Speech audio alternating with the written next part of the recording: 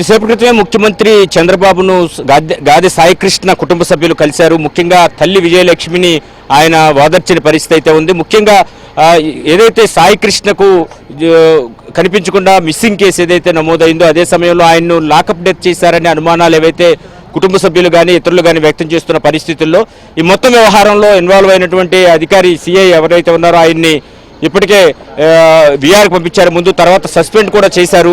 ఉన్నత స్థాయి ఒక స్పెషల్ ఇన్వెస్టిగేషన్ టీం వేసి మరి ఐపీఎస్ అధికారి సీనియర్ ఐపీఎస్ అధికారితో విచారణ చేపిస్తున్నారు. ఈ కేసుతో సంబంధం ఉన్న వాళ్ళు ఎవరిని వదిలిపెట్టేది లేదు. వాళ్ళు ఎవరైనా సరే కఠిన చర్యలు తీసుకుంటామని చెప్పి ఆ తల్లికి హామీ ఇవ్వడంతో ఆమె ముఖ్యమంత్రి స్వయంగా ఆమెతో మాట్లాడి నీ కుమారుడికి జరిగినటువంటి ఏమైనా అన్యాయం జరుగుంటే కనుక దానికి పూర్తి స్థాయిలో న్యాయం చేస్తామని ముఖ్యమంత్రి చంద్రబాబు ఆ కుటుంబ సభ్యులు ముగ్గురికి అంటే ఆమెకి తల్లికి అదేవిధంగా మేనమామ అయినటువంటి నవరంకి మిగిలిన వాళ్ళందరికీ కూడా చెప్పడం జరిగింది. దీంతో అటు వారు ముఖ్యమంత్రి వ్యాఖ్యల పట్ల సంతృప్తి వ్యక్తం చేశారు. తమకు న్యాయం జరుగుతుందనే నమ్మకంతో తాము ఎక్కడి నుంచి వెళ్తున్నామని వారంతా కూడా చెప్పిన పరిస్థితి అయితే ఉంది. ముఖ్యంగా ముఖ్యమంత్రి చంద్రబాబు అదేవిధంగా డిప్యూటీ సీఎం పవన్ కళ్యాణ్ మంత్రి నారా లోకేష్లకు వారు ప్రత్యేకంగా ధన్యవాదాలు తెలియజేయడంతో పాటు సామాన్యుడికి న్యాయం జరగాలి అనేది తమ అభిమతం అని దానిలో భాగంగానే ఈరోజు ముఖ్యమంత్రి తమను పిలిచి మాట్లాడిన విధానం తీరు అంతా కూడా న్యాయం చేసే విధంగానే ఉందని తాము భావిస్తున్నామని కాబట్టి ఖచ్చితంగా తమకు న్యాయం చేస్తామని ముఖ్యమంత్రి స్పష్టమైన హామీ ఇచ్చారు. ఎవరైతే సాయికృష్ణ చనిపోయిన విషయంలో చనిపోయారా లేదా అతను మిస్సింగ్ అయ్యారా అనేది కూడా తేల్చి న్యాయం పూర్తి స్థాయిలో న్యాయం చేస్తామని ముఖ్యమంత్రి హామీ ఇచ్చారు. కాబట్టి దానికి సంతృప్తి చెందాం అని కూడా ఆయన వ్యాఖ్యానించడం జరిగింది. అదేవిధంగా గతంలో అంటే సాయికృష్ణ ఎవరైతే ఉన్నారో ఆయనపైన అనేక కేసులున్న నేపథ్యంలో ఆయన్ను ఇక్కడ పోలీసులు తీసుకొచ్చారు. తర్వాత ఆయన మిస్ అయ్యారు అని పోలీసుల వెర్షన్ ఉంటే అతను లాకప్ డెత్ చేశారు.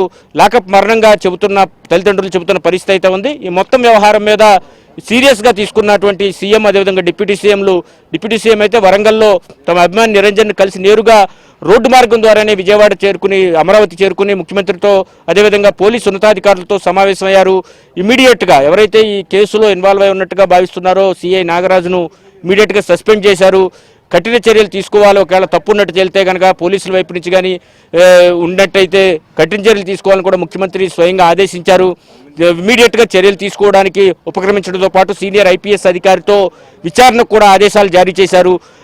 అదే సమయంలో ఆ కుటుంబ సభ్యులకు కూడా ఈరోజు పిలిపించి ముఖ్యమంత్రి స్వయంగా వారితో మాట్లాడి మీ అబ్బాయికి ఏమైనా అన్యాయం జరుగుంటే కనుక ఖచ్చితంగా దానికి న్యాయం చేస్తాం, పూర్తి స్థాయిలో దీనికి సంబంధించి విచారణ జరిపించి న్యాయం చేస్తామని హామీ ఇచ్చారు. ఆ తల్లికి కావచ్చు అదేవిధంగా మేనమామ నవరంగు అదేవిధంగా ఇతరులకు కూడా కుటుంబ సభ్యులందరికీ కూడా హామీ ఇవ్వడంతో వారు సంతృప్తి వ్యక్తం చేసినట్టుగా వాళ్ళు పేర్కొనడం జరిగింది. కొద్దిసేపటి క్రితం తమకు న్యాయం జరుగుతుందనే నమ్మకంతో తిరిగి వెళ్తున్నామని కూడా వాళ్ళు చెప్పడం జరిగింది.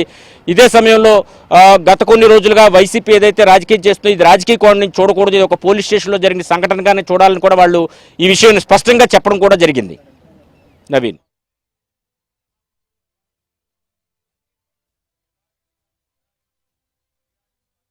నేను విజయలక్ష్మి గారి తమ్ముడిని. మేము ఈరోజు అందరం కలిసి చంద్రబాబు గారిని కలవడం జరిగింది. చంద్రబాబు గారు మా సిస్టర్ గారితో ఒక గంట సేపు ఆమె బాధలన్నీ విని ఆమెకి ఏ విధంగా న్యాయం జరిగిద్దో ఆలోచించి ఆమె కష్టాలని తీరుస్తానని భరోసా ఇచ్చారు.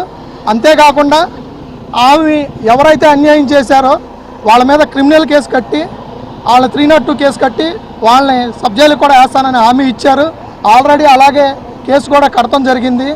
చంద్రబాబు గారు లాంటి నాయకుడు ఆ తల్లి బాధ విన్న తర్వాత ఆ తల్లి బాధలు తీర్చడానికి ఆయన ఇచ్చిన భరోసా అంతకన్నా ఆ తల్లికి ఇంకేం అవసరం లేదని మా మనసుకు అనిపించిందండి. మాకు అంతకు మించిన ఆయన ఇచ్చిన భరోసాను మించిన మాకు ఇంకా ఏ కోరికలు లేవు. మా బాధలన్నీ ఆయనతో చెప్పుకున్నాం. ఇలాంటిది ఇంకా ఏ ప్రజలకి ఎవరికి లేని వాళ్ళకి జరగకూడదని కూడా ఆయనకు విజ్ఞప్తి చేశామండి. ఇది రాజకీయపరమైన హత్యలు కాదండి, ఏదో ఒక స్టేషన్లో జరిగిన ఇన్సిడెంట్గానే మేము చూస్తున్నాం. అది కూడా పోలీసు వాళ్ళు ఎంక్వైరీ చేస్తున్నారు. ఆ ఎంక్వైరీలో ఏం తేలిద్దనేది తెలుసుకొని చంద్రబాబు గారు ఒక సిట్ కమిషన్ వేశారు. ఆ అధికారి గారు అన్ని విషయాలు వెల్లడించి ఆ తల్లికి న్యాయం చేస్తారని చెప్పారండి. అది మొత్తం ఇన్వెస్టిగేషన్ జరుగుతుందండి, వాళ్ళు మొత్తం వెల్లడిస్తారు. మాకు చంద్రబాబు గారు ఇచ్చిన హామీ ఏంటంటే ఒకవేళ సాయికృష్ణకి ఏదన్నా అన్యాయం జరిగితే కంపల్సరీ వెరిఫికేషన్ చేసి ఎవరైతే నిందితులు ఉన్నారో వాళ్ళందరినీ శిక్షిస్తా అన్నారు. మా ఫ్యామిలీ మొత్తం కూడా ఫస్ట్ నుంచి కోరుకున్నది అదే. ఎవరైతే సాయికృష్ణ విషయంలో అన్యాయం చేశారో వాళ్ళనే శిక్షించమని మేము అడిగాం తప్పితే మాకు ఈ రాజకీయ పార్టీలు, ఈ కులాలు, మతాలు వీటికి సంబంధం లేదండి. మాకు ఈ రాజకీయాలకు ఏ విధమైన సంబంధం లేదు. మేము కేవలం అభిమానులు మాత్రమే కానీ మేము రాజకీయ నాయకులం కాదండి. ఒక తల్లి బాధ అర్థం చేసుకొని చంద్రబాబు గారు వాదార్చిన విధానానికి మేము ఆయనకి చేతులు జోడించి సవినయంగా నమస్కారాలు తెలియజేసుకుంటూ, మాకు అంతకన్నా అదృష్టం ఏం కావాలి సార్? ఒక సామాన్యుడికి న్యాయం జరగదు అనుకున్నాం, కానీ చంద్రబాబు గారు లాంటి మహోన్నతమైన వ్యక్తి ఉన్నంతకాలం, పవన్ కళ్యాణ్ గారు లాంటి వ్యక్తి ఉన్నందుకు మేము చాలా సంతోషిస్తున్నాం. లోకేష్ గారికి, చంద్రబాబు గారికి, పవన్ కళ్యాణ్ గారికి, మాకు సహకరించిన అందరికీ ధన్యవాదాలు తెలుపుకుంటూ, ఒక వ్యక్తికి జరిగిన అన్యాయానికి కంపల్సరీ ఒక్కోసారి పోరాటం చేయాల్సి వస్తుందండి. ఆ వ్యక్తికి న్యాయం జరగడం కోసం అందరూ ఏకమవుతాం. ఆ వ్యక్తికి ఎప్పుడైతే న్యాయం జరిగిద్దో అప్పుడే గవర్నమెంట్ కరెక్ట్గా పరిపాలన చేస్తుందనే నిర్ణయానికి వచ్చాం మేము అందరం. ఈ రోజున మాకు అన్యాయం జరిగింది, తిరిగి మాకు న్యాయం జరిగింది.